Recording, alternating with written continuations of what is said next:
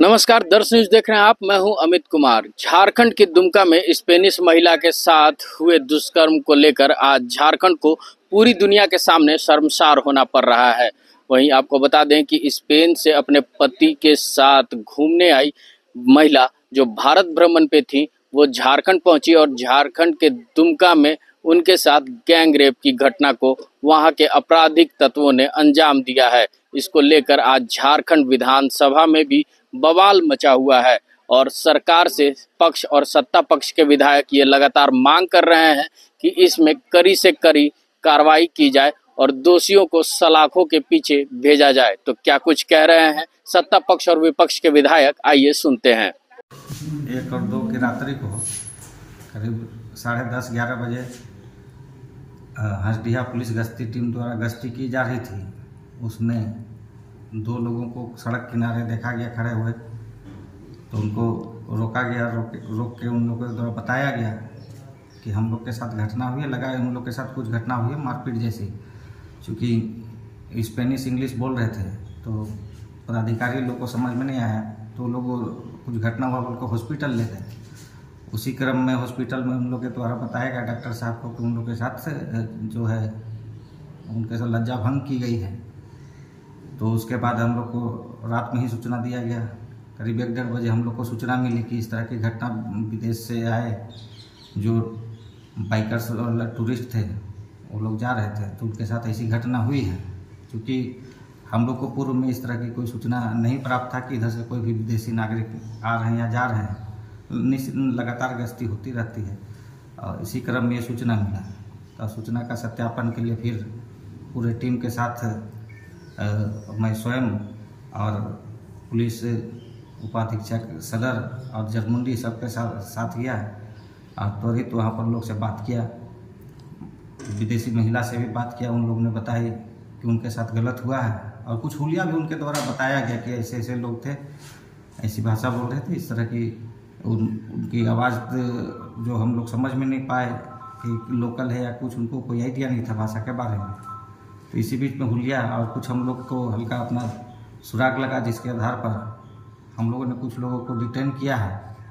उसमें उन लोगों ने अपनी संलिप्तता स्वीकार की है और एक लड़के ने अपने अन्य सहयोगियों को जो इस अपराध में शामिल थे उनका भी नाम बताया है और उसके लिए हम लोग ने विशेष छापामारी दल का गठन किया है। इसका मॉनिटरिंग मेरे द्वारा किया जा रहा है, साथ ही साथ डीआईजी सर के द्वारा भी लगातार इस पर निगरानी रखी जा रही है और हम लोग प्रोफेशनल वैज्ञानिक तरीके से एफएसएल की टीम और सीआईडी की टीम का भी हम लोग सहयोग ले रहे हैं और जल्द ही जल्द जो बाकी शेष बचे जो अपराधकर्मी हैं इस घटना में शामिल, उनको अविलंब हम लोग गिरफ्तार कर लेंगे और त्वरित न्याय विचारण हेतु इसका अरेस्ट करके हम लोग त्वरित विचारण हेतु न्यायालय में अपील करेंगे और इसे घटना में जो भी शामिल हैं उनको सजा दिलाएंगे। क्या लग रहा है कि मतलब पूरे हमेशा घटना बार बार हो रही है शासन प्रशासन पर? देखो, ये राष्ट्रीय स्तर पर अंतर्राष्ट्रीय स्तर पर भारत को नीचा दिखाने वाली घटना है। भारत का सम्मान को गिराने और साख को गिराने वाली घटना हुई और वो कारण केवल लॉ एंड ऑर्डर कारण हुआ।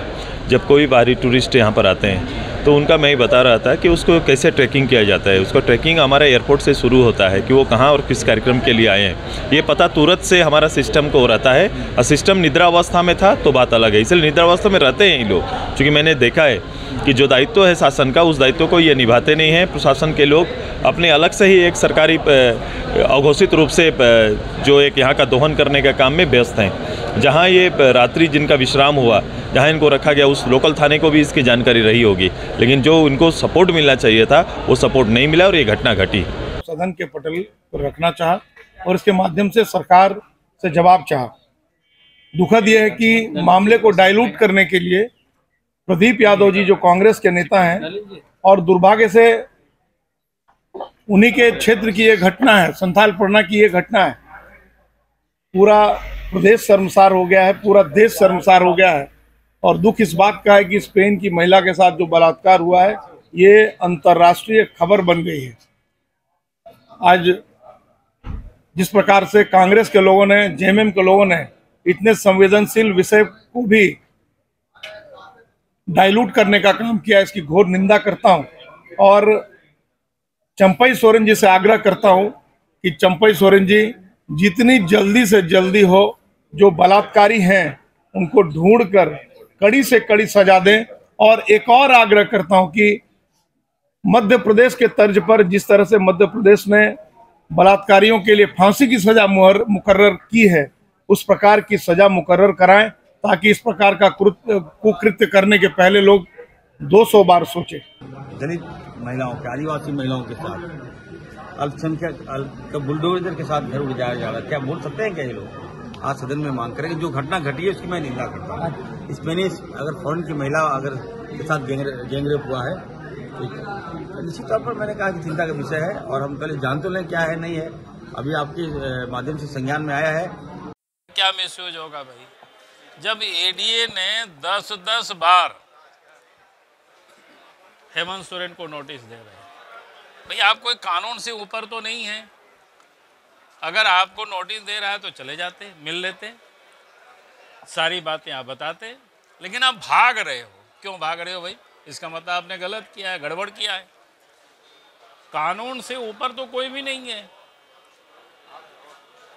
तो इसलिए देश के प्रधानमंत्री ने धनबाद में जो कुछ भी कहा है कोई गलत उन्होंने नहीं कहा है। अगर ये लोग कहे कि गलत नहीं कहा है तब बोले। बाबूलाल जी, इनमें घुस जाएंगे तो मशीन भी खराब हो जाएगी, समझे कि नहीं? बाबूलाल जी, जेएमएम कह रही है कि सरना धर्म कोड के बारे में पीएम कुछ नहीं बोले, पेशा कानून के बारे में कुछ नहीं बोले, ओबीसी आरक्षण के बारे में कुछ नहीं बोले। अरे बोलना क्या है, बोलना का काम तो अपोजिशन का है। पोजीशन में जो रहता है वो काम करता है। सरना धर्म कोड और देश के हम कह रहे सरना धर्म के कोड के बारे में किसको क्या विरोध है, लेकिन सवाल है कोई भी सरकार जब काम करती है सारे कुछ पहलुओं पर विचार करती है। और जो लोग आज इस बात को कह रहे हैं, मैं उन लोगों से कहता हूँ 2014 के पहले तो इन्हीं लोगों के बाप दादा ने इस देश पर राज किया था। तो कर क्या रहे थे? राहुल गांधी से पूछते ये लोग। पहले तो राहुल गांधी, सोनिया गांधी झारखंड की जनता से माफ़ी मांगते, आदिवासियों से माफ़ी मांगते। हम सब लोगों ने, हमारे पूर्वजों ने इतना लंबी समय तक राज किया, उन लोगों ने आप लोगों के साथ न्याय नहीं किया, उसके लिए क्षमा मांगते हैं। क्या ये लोग बात करेंगे? राजनीति करते, जब सत्ता से हट जाते हैं तो ये लोग राजनीति करते। भारतीय जनता पार्टी और देश के आज नेता नरेंद्र मोदी जी तो गारंटी के साथ कहते हैं भाई कोई भूखे नहीं रहेगा, फ्री में अनाज उपलब्ध करा रहे, कोई इलाज के अभाव में नहीं मरेगा। 5 लाख रुपया तक के गरीबों के आयुष्मान कार्ड के तहत, योजना के तहत। एचईसी के बारे में कुछ भी नहीं कहा। एचईसी को भी ठीक किया जाएगा, कहना क्या है? जब उसको किस तरह से देखेंगे, ये निश्चित रूप से ये बहुत ही शर्मनाक है। और एक महिला होने के नाते ये सारा चीज़ जब सुनने को मिलता है तो पूरा हमें झंझोर के रख देता है इस तरह का मामला।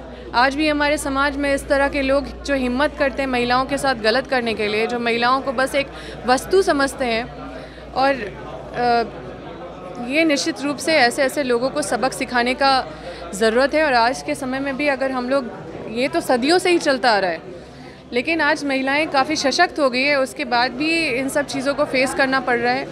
तो हमारी सरकार निश्चित रूप से इस पर कार्रवाई करेगी।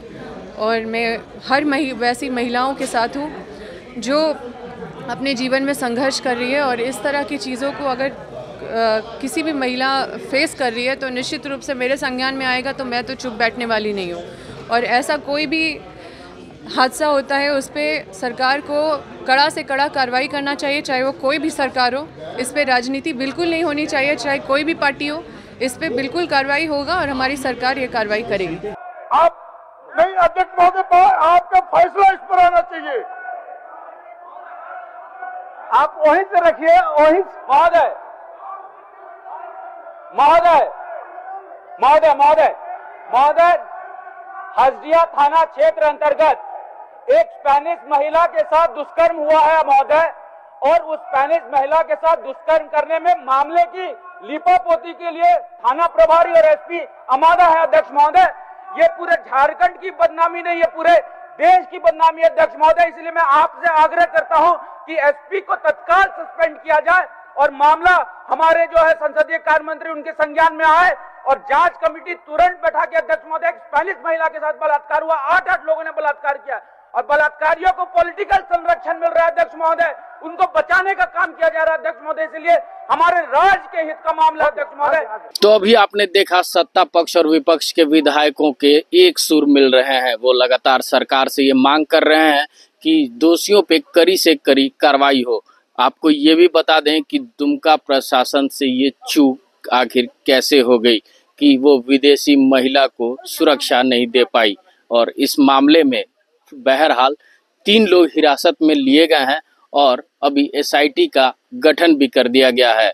तो अब देखना ये है कि अपराधी कब तक सलाखों के पीछे होते हैं। ऐसे ही तमाम खबरों के साथ जुड़े रहने के लिए हमारे चैनल को लाइक एंड सब्सक्राइब जरूर करें। अमित कुमार, दर्श न्यूज, रांची।